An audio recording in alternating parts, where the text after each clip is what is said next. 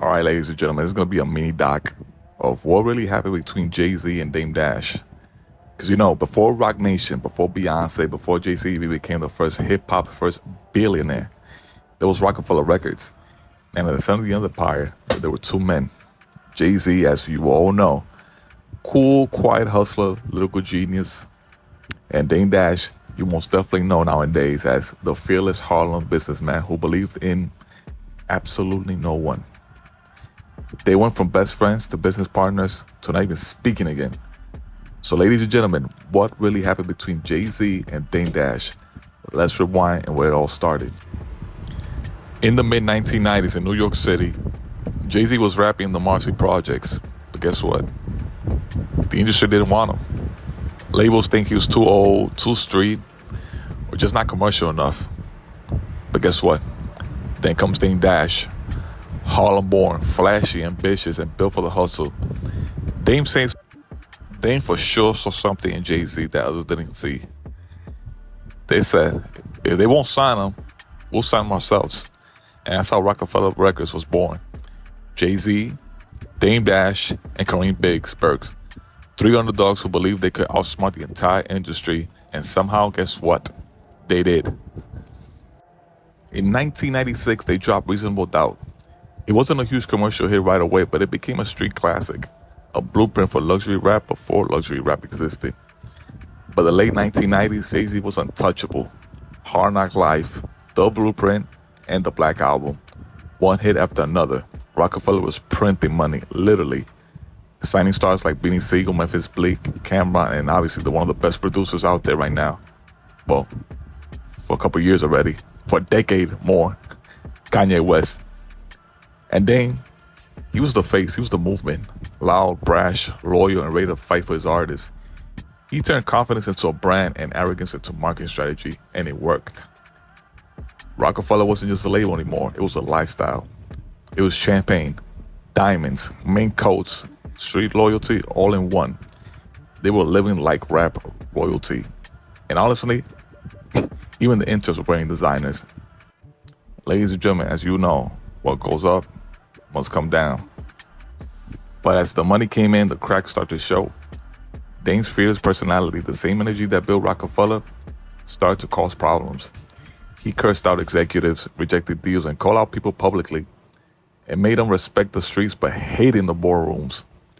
Jay-Z started thinking differently. He saw a bigger picture.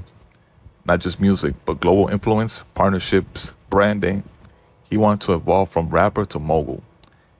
And when one man's thinking corporate empire while the other's yelling, keep it real, the collision is inevitable. Yeah, the breaking point came in 2024.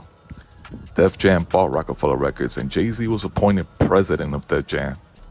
Overnight, Jay went from artist to boss, and not just any boss, Dame's boss. You know Dames hate bosses. Imagine building an empire with your best friend and waking up to find out he runs it now. Yeah. That didn't sit well with Dame. Dame felt betrayed. Like Jay sold out the culture for a corporate check. Jay felt like Dame's behavior was holding him back from the next level. Artists had to choose sides. Kanye West, Memphis Bleek, Beanie Sigel. Most went with Jay, and just like that, Rockefeller was over. The dynasty crumbled from the inside out. To make it even worse, there were rumors. Dame Dash had dated Aaliyah before her tragic passing, and whispers spread that Jay had feelings for her.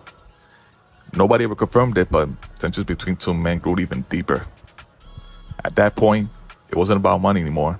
It was about pride, trust, and loyalty. Their friendship, best believe, was gone. After they split, their paths took a whole different turn. Jay-Z kept climbing. He built Roc Nation, bought art, invested in tech, and became part owner of the Brooklyn Nets. And married Beyonce. He turned himself into a billion-dollar brand. Dame Dash, on the other hand, well, just wasn't the same. With fashion films, independent projects, it just wasn't the same at all because Dame Dash's his worst enemy was himself. And through it all, Dame kept calling Jay-Z a sellout, saying he abandoned the culture for the power and the money. Jay, meanwhile, stayed silent, and in silence, he won. The truth about what happened to both of them, man, it's a whole different thing. There's a lot of backstory to it. Dame was the energy, the fire, the confidence, and the rebellion that made Rockefeller legendary. Jay was the strategist, the thinker, the chess player who saw the moves ahead. Without Dame, Jay have never broken into the industry. And without Jay, Dame might have never seen the empire to begin with.